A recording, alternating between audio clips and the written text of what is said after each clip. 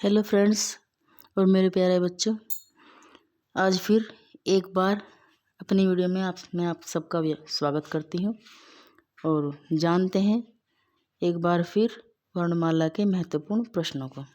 शुरू करते हैं। प्रश्न नंबर पहला, एक से अधिक वर्णों के मेल को क्या कहते हैं? तो एक से अधिक वर्णों के मेल को हम अक्षर कहते हैं।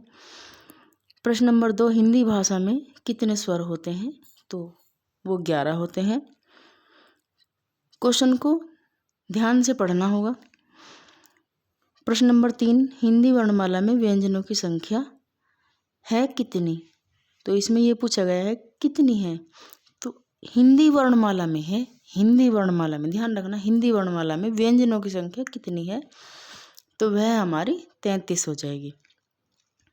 प्रश्न नंबर 4, जिनका उच्चारण स्वतंत्रता से होता है और जो व्यंजन के उच्चारण में सहायक होते हैं उसे क्या कहते हैं? ठीक है, स्वतंत्रता से बोलने वाले हमारे स्वर होते हैं और जिनके उच्चारण में सहायक होते हैं तो वो कौन होते हैं? सहायक, उसको क्या कहते हैं? तो वे हमारे स्वर होते हैं।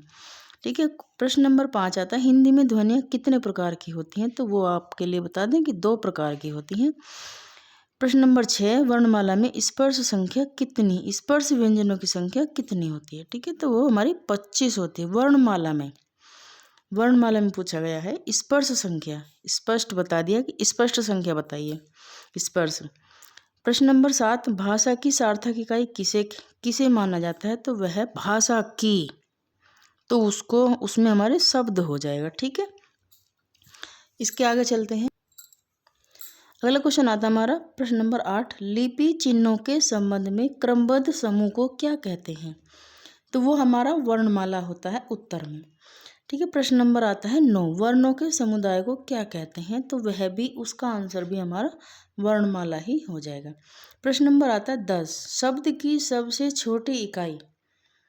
देखिए शब्द को, क्वेश्चन को किस तरह घुमाया, वहाँ पे लिखा है भाषा की सार्थक इकाई होती है शब्द, यहाँ पर है शब्द की छोटी इकाई क्या कहलाती है? तो वह हमारी वर्ण कहलाती है। प्रश्न नंबर 11, निम्न में दीर्घ स्वर कौन सा है? ई भी नहीं है, ए भी नहीं है और आई से एडी भी नहीं है, तो दीर्घ स्वर हमारा ई हो जाएगा।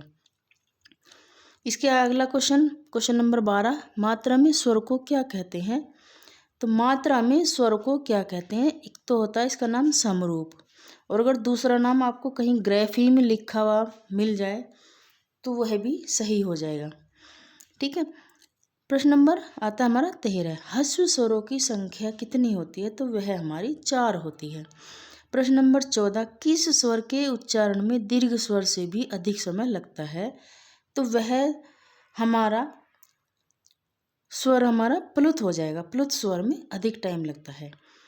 प्रश्न नंबर 15, भाषा विज्ञान की दृष्टि से ऊ किस प्रकार का स्वर है? ऊ, यह हमारा कहने मतलब यह है कि वह कहाँ से बोला जाता है, अग्र से, पश्च से, उग्र से, ऐसे, तो वह हमारा पश्च स्वर हो जाएगा। ठीक है, इससे आगे चलते हैं।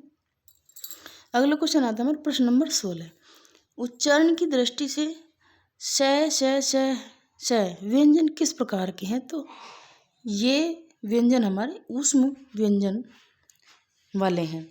प्रश्न नंबर आता है 17, कौन सा ऊष्म व्यंजन नहीं है? तो आपको बता दें, इन से के बीच में अगर आपको गै दे दिया जाए तो उसमें से हमारा गै ऊष्म व्यंजन नहीं होगा। ठीक है। अगला क्वेश्चन है प्रश्न नंबर 18, यह रह लव किस प्रकार के व्यंजन है? तो ये हमारे अंतस्थ व्यंजन होते हैं। प्रश्न नंबर आता है 19, हिंदी वर्णमाला के में ऊष्म व्यंजन कौन से होते हैं? तो ये 4 शब्द होते हैं, श है, ऊष्म व्यंजन होते हैं ये। अंतस्थ व्यंजन य र ल व होते हैं। प्रश्न नंबर आता है 20, प फ ब भ म कौन से व्यंजन होते हैं? प फ ब भ म हमारे ओष्ठ व्यंजन होते हैं। प्रश्न नंबर 21, ओष्ठीय वर्ण कौन सा है? ओष्ठीय वर्ण हमारा छोटा ऊ हो जाएगा। प्रश्न नंबर 22, किस व्यंजन का उच्चारण स्थान तालव्य है? ठीक है, तो तालव्य हमारा च वर्ग के सभी व्यंजन हमारे तालव्य होते हैं। अगला क्वेश्चन देखते हैं इसी प्रकार का। प्रश्न नंबर 23, च वर्ण ध्वनियाँ किस वर्ग में आती हैं? तो ये भी हमारी च वर्ग की ध्वनि हमारी तालव्य ध्वनियों के अंतर्गत आती हैं। आज की वीडियो मेरी यहीं पर समाप्त होती है। मेरी वीडियो आपको अच्छी लगी हो तो लाइक कमेंट सब्सक्राइब जरूर करें। थैंक यू आप सबका मेरी वीडियो को देखने के लिए।